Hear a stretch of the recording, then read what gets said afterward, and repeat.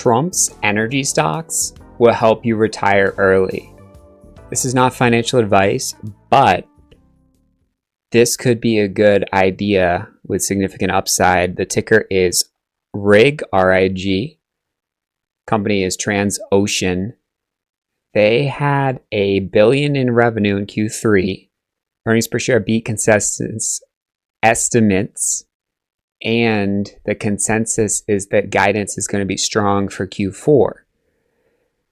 They do ultra offshore deep oil rigs. And that's a segment of the oil and gas infrastructure market that they have an edge in because it's so difficult. So let's jump into a breakdown on this company, RIG, and talk about why now is the time to buy, in my opinion.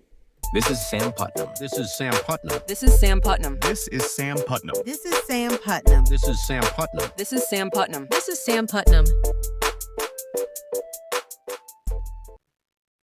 So here is that $1 billion of contract drilling revenues. They're using a lot of their fleet. So essentially this is a ultra offshore deep, ultra deep water rig company. They help construct them. They also do maintenance. This is obviously very challenging. I mean, they're in the middle of the ocean in some cases, well, off the shore. And this is the fleet, 37 mobile drilling units. So they're using most of those drilling units, which is great because they're really expensive, I have to believe. And they have this almost $7 billion backlog, which it looks like could last them for another year and a half, something like that. So sounds pretty good.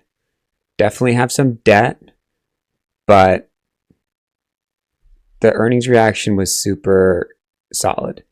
And right now, energy stocks, XLV is the ETF,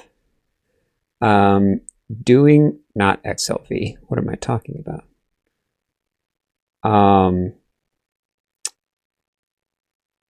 I'm really drawing a blank here.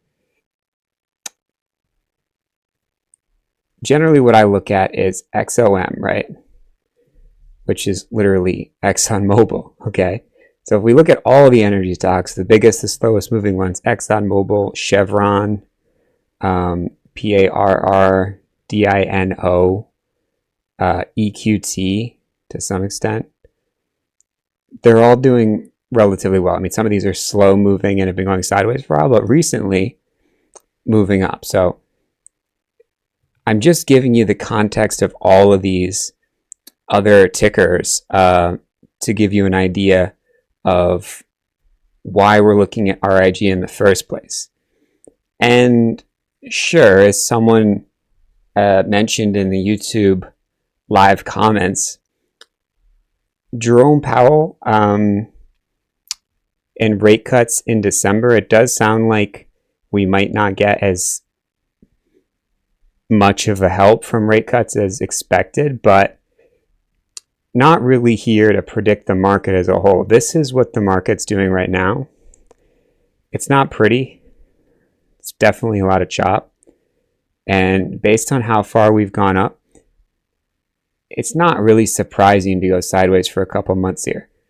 I mean, this is crazy to say, but really the best setup technically would be for the market to go down to here, right? To this level. And then the buys here will be exceptional, similar to how they were coming out of this correction here. Stocks like Netflix, crazy run. Stocks like AppLovin, crazy run, a little bit delayed, but good run to start as well. So as far as right now, oil and gas is definitely the place to be. Utilities is another way to look at sort of safe haven type buying. It's holding up at a time where the market is sort of drifting down. This is going sideways, so that's what holding up means right now. Banks not really doing great recently. And then healthcare, like I initially mentioned, doing really well. However, there is some risk with healthcare stocks just because you have to know what's going on with these drugs. Even though maybe if you just want to look at a basket of them, you can look at this biotech XBI or Lebu ETF. So with all that context, again, Transocean I think looks like a great buy right now over this level. It just sort of undercut slightly and had strength today on a day when the market did not have strength. And something we see with energy stocks, if we look at crude oil, crude oil can go down when the market goes sideways. Crude oil goes up when the market goes down. Today it did nothing basically. I mean, maybe it had a failed move upward, but these energy stocks are much more sensitive. I mean, sure, on the Trump Chi crypto liquidation day, it went down significantly, but in general, it is not as correlated to the SPY as, you know, a lot of these tech companies are, which is QQQ, right? They just follow the SPY for the most part.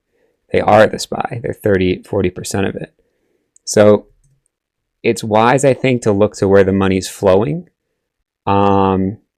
Rig seems like that company right now. And I don't know of another energy company that's better than Rig. So that's the idea. I don't really think, you know, if it gaps up again or has another green day, it's a challenge to buy it after 2 green days in a row, but maybe it'll kind of go sideways and then offer an opportunity to go up, you know, in a way where it's not just green day, green day, green day. Like, you don't want to buy it up here, right? So that's what I'm trying to avoid. If it can go sideways for a bit, then it can give you an opportunity to get in. So this idea is maybe not, you know, super time sensitive, but that's the idea. And this is the energy ETF XLE. I don't know what I was saying before, XLV. XLE strength despite a fall today. So in general, money's flowing in here. So that's the idea. If you like this idea, hit that like button. If you want a free course on how to buy stocks before they go up, hit that subscribe. And if you want one-on-one help, head over to stockscommunity.com. The link is in the description. This is Sam Putnam. This is Sam Putnam. This is Sam Putnam. This is Sam Putnam. This is Sam Putnam. This is Sam Putnam. This is Sam Putnam. This is Sam Putnam.